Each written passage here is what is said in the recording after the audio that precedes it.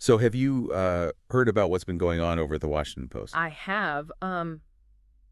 Quite a bit of a shakeup, it seems. Yeah, it seems like their opinion section's getting smaller. Some people are saying it's because of Jeff Bezos. Oh. What's he got to do with it? Well, he owns the paper, right? Uh, And it seems like he wants them to tone down the criticism of the government. Interesting. So what does he want them to focus on instead? He's pushing for more articles on personal liberties and free markets.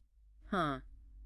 Sounds a bit like he's trying to push his own agenda there. Yeah, that's what some people are saying. Their opinion editor even quit. They said they felt pressured to promote Bezos's views. Wow.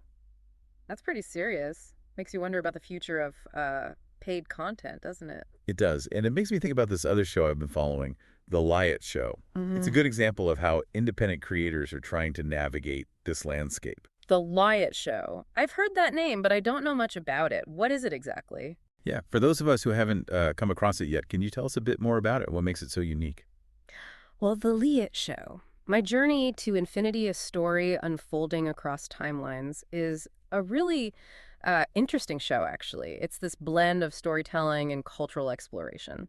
Kind of a personal reflection, too. Sounds fascinating. Yeah. So who's leading? What's her background? Liat Portal is the creator. She's originally from Israel, and she weaves her experiences growing up there with these broader insights about music and food and art. She even talks about entrepreneurship and world events. Wow, that's quite a range. Yeah, she covers a lot of ground. So how is it structured? Is it like a podcast or a blog? It's a little bit of both, actually. The heart of it is her Substack newsletter. Okay. She publishes these episodes in sets. Each set has a certain theme. Right. She recommends that people start from the beginning and listen in order. Makes sense to get the full story. Right. She says it's like a live performance, you know? Each episode builds on the last one. But you said there's also a podcast element to it. Yeah. She also has podcast episodes that go along with the newsletter. Oh, cool. Where can people find those? Pretty much everywhere, you know, Spotify, Apple Podcasts, YouTube, even Patreon. So it's like this multi-platform experience. Exactly.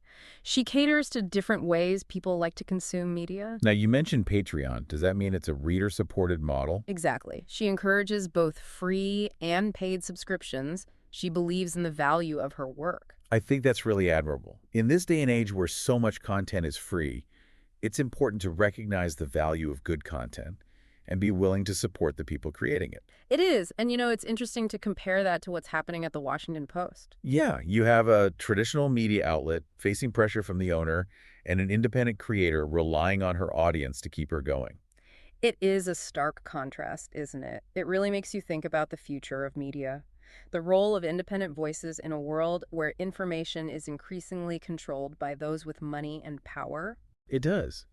And it brings up some concerns about censorship, doesn't it? I mean, when an owner starts dictating what can and cannot be published, it raises some red flags. Definitely. When you start silencing dissent, you create an environment where the public only gets one side of the story. Right. And that's how propaganda thrives. Exactly. And the comparison to figures like Joseph Goebbels is, well, it's pretty alarming, isn't it? It is. I mean, Goebbels was a master manipulator. He controlled the narrative. He silenced any opposition. Right. And while I'm not saying Bezos is Goebbels, the similarities are there. Pushing an agenda, discouraging dissent. These are tactics straight out of the playbook of dictators. It's a slippery slope. It really is. And it makes you wonder what happens if other media outlets follow suit, refuse to criticize those in power. What happens to the U.S. media landscape then? I don't even want to think about it. Yeah. It could be devastating for democracy. You can end up in a situation where the information is tightly controlled. Right, where dissenting voices are silenced. Mm. And the public is fed a carefully curated version of reality. Designed to keep those in power. It sounds dystopian, but honestly, it feels like we're already seeing glimpses of that. We are, and that's why it's so crucial to support independent voices. People like Liat Portal. They offer an alternative. A way to challenge the status quo and dig deeper into issues that might not get the attention they deserve in the mainstream media. Exactly. And that brings us to another crucial point. The decline of paid content and the struggle of independent creators in this digital age. Which is something Liat addresses directly in one of her episodes. SOS. Who will save the future of paid content? This is a powerful episode. She really hits the nail on the head. She argues that the internet has created this sense of entitlement People expect everything for free. And that's devalued the work of so many creators, writers, journalists, artists. They're all struggling. People are willing to pay for music and video streaming services, but they balk at the idea of paying for written content. But someone has to create that content. Someone invests their time and energy and expertise. Exactly.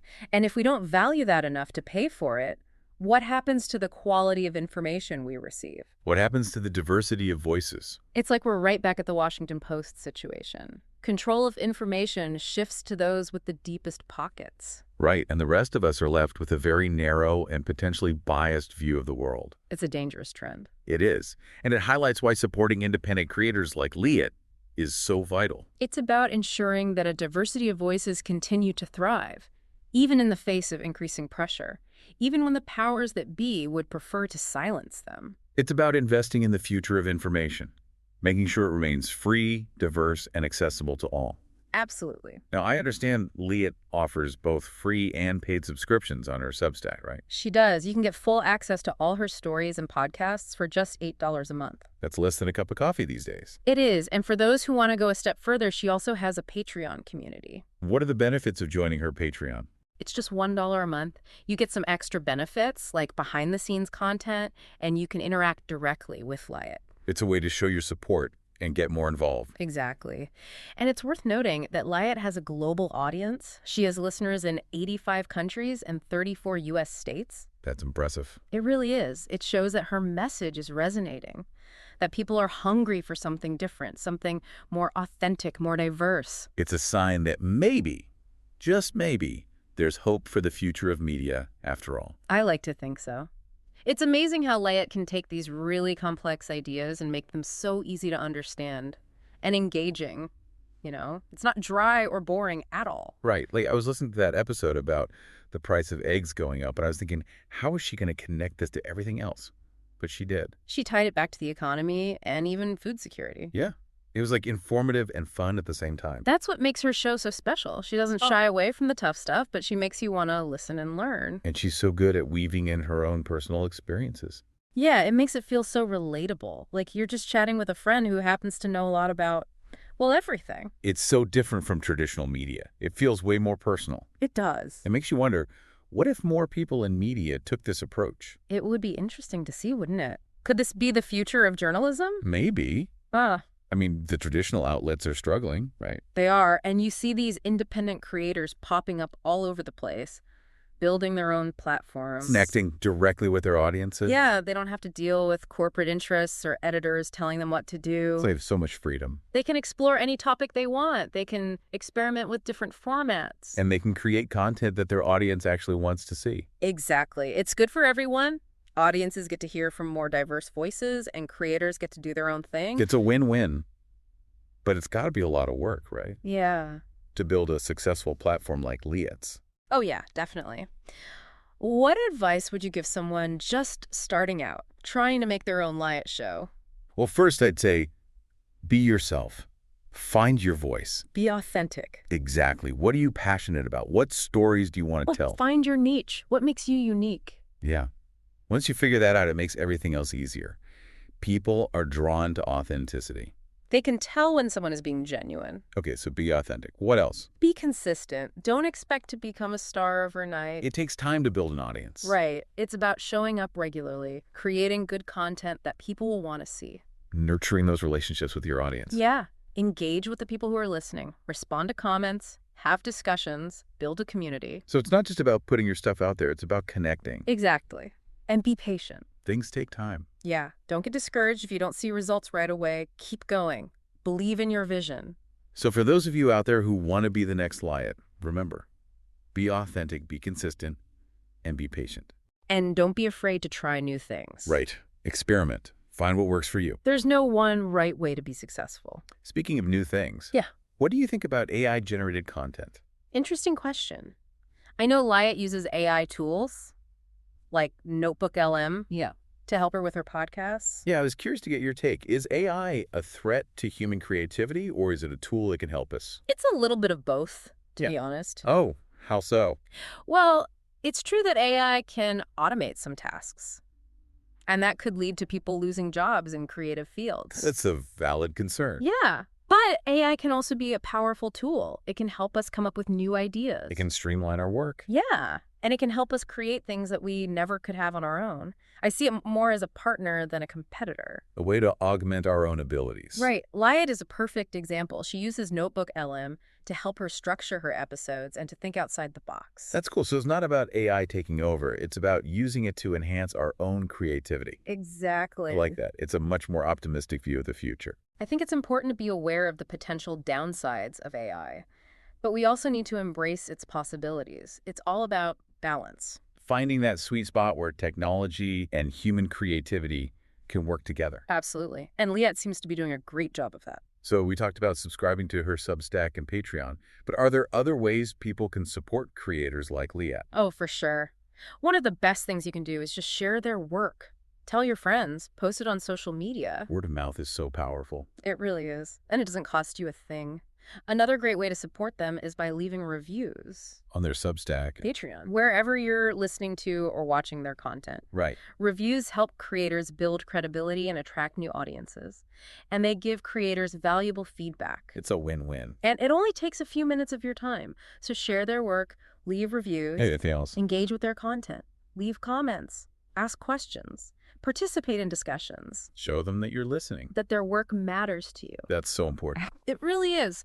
Creators thrive on that kind of engagement. It helps them build a community around their work. So share their work, leave reviews, and engage with their content. Simple but powerful ways to show your support. Okay.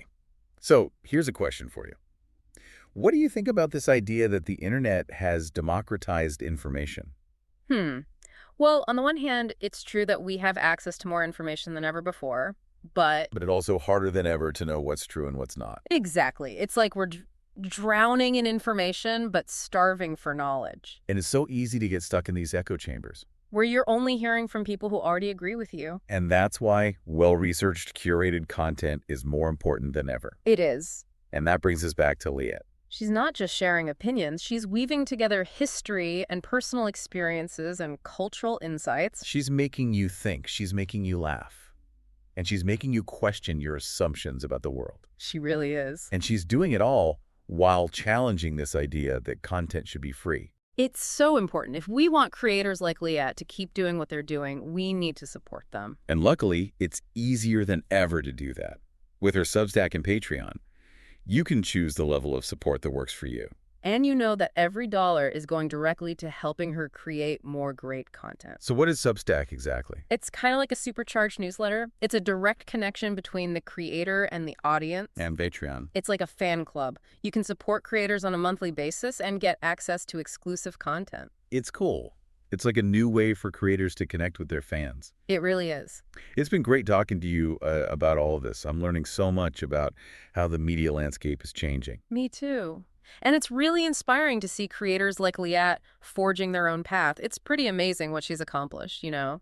Built this whole platform and a loyal following. It really shows you the power of telling your own story and the fact that people want to hear diverse voices. Yeah. But let's step back for a second. What about the bigger picture? The whole media landscape. Where is this all going? Yeah, where do we go from here? What do you think the media will look like in 10 years? That's the million-dollar question, right? It is. It's hard to say for sure, but if I had to guess, I'd say we'll probably see even fewer of those big traditional media companies. Yeah, they've been struggling to keep up, haven't they? They have. They haven't really adapted to the digital world. Makes sense. So you think we'll see more independent creators like Liat? Definitely. I think that's the future. People building their own platforms, connecting directly with their audiences. With a more fragmented media landscape. Yeah, but also more diverse, more dynamic. It won't be easy though, right? It won't. There will be challenges, misinformation, echo chambers, figuring out how to make money. It's a lot to figure out. It is. But I'm optimistic. I think there's so much room for innovation and creativity. It feels almost like a renaissance, driven by people who are passionate about sharing their ideas. Yeah, I like that, a renaissance.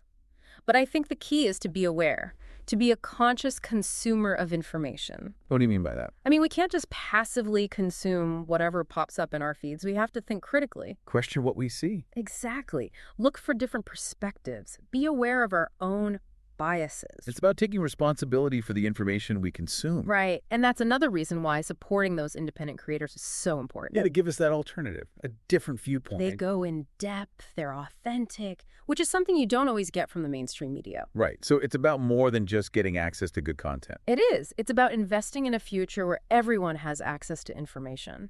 A future where information is free and diverse. And remember, even small things can help. They can? Subscribing, listening to podcasts, sharing their work, leaving reviews, talking about it with your friends. It all makes a difference.